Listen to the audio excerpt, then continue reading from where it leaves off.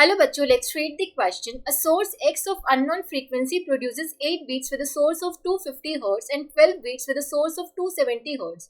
The frequency of the source X is. So हमें question में क्या देखें, एक सोर्स X है जिसकी अननोन फ्रीक्वेंसी है, ठीक है, वो 8 बीट्स प्रोड्यूस कर रहा है with a source of 250 hertz. जो अननोन फ्रीक्वेंसी है सोर्स X, उसकी हम फ्रीक्वेंसी मान लेते हैं Fx, ठीक है. अब वो 250 हर्ट्ज वाले सोर्स के साथ मिलके 8 बीट्स प्रोड्यूस कर रहे हैं, तो Fx माइनस इसका हम बोल देती हूँ एफ ऑफ ए, और इसको हम बोल देते हैं 270 हर्ट्ज वाली फ्रीक्वेंसी को एफ बी.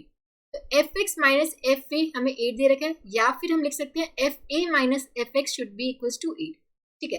और जब वो 270 हर्ट्ज के साथ कितनी प्रोड्यूस कर रहा है बीट्स, 12 बीट्स, जो हमारी अननोन फ्रीक्वेंसी थी. तो F X minus F B equals to 12 और F B minus F X should be equals to 12, ठीक है. यहाँ से हम पुट करें एफ ए की वैल्यू कितनी है 250,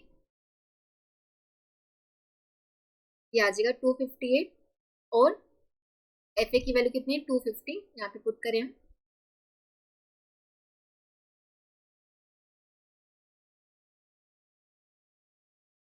ठीक है, तो पहले वाले केस से एफ एक्स की जो फ्रीक्वेंसी है 258 भी हो सकती है या फिर 252 हर्ट्ज भी हो सकती है. अब सेकेंड वाले केस में देखो, यहाँ से एफ बी की वैल्यू कितनी है 270,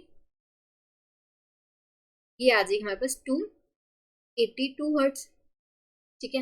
और एफ बी की वैल्यू 270 यहाँ पे पुट करो,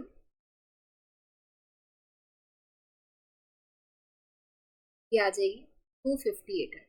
देखो इस केस में जो सेकंड वाला केस है, वहां से जो दो फ्रीक्वेंसी मिली है 282 हर्ट्ज या फिर 258 हर्ट्ज, और फर्स्ट केस में 258 हर्ट्ज या फिर 252 हर्ट्ज. अब देखो, अब होगी तो एक ही फ्रीक्वेंसी, ठीक है. हम दोनों केसेस में देख सकते हैं कि 258 कॉमन है, मतलब 258 ही होगी, तभी दोनों केसेस पॉसिबल हो पा रहे हैं, ठीक है. तो frequency of the unknown source should be 258 hertz, ठीक है. सोर्स एक्स की जो हमारी फ्रीक्वेंसी होनी चाहिए 258 हर्ट्ज होनी चाहिए. Option 1 will be the correct answer. I hope आप सबको समझ आया होगा. Thank you so much.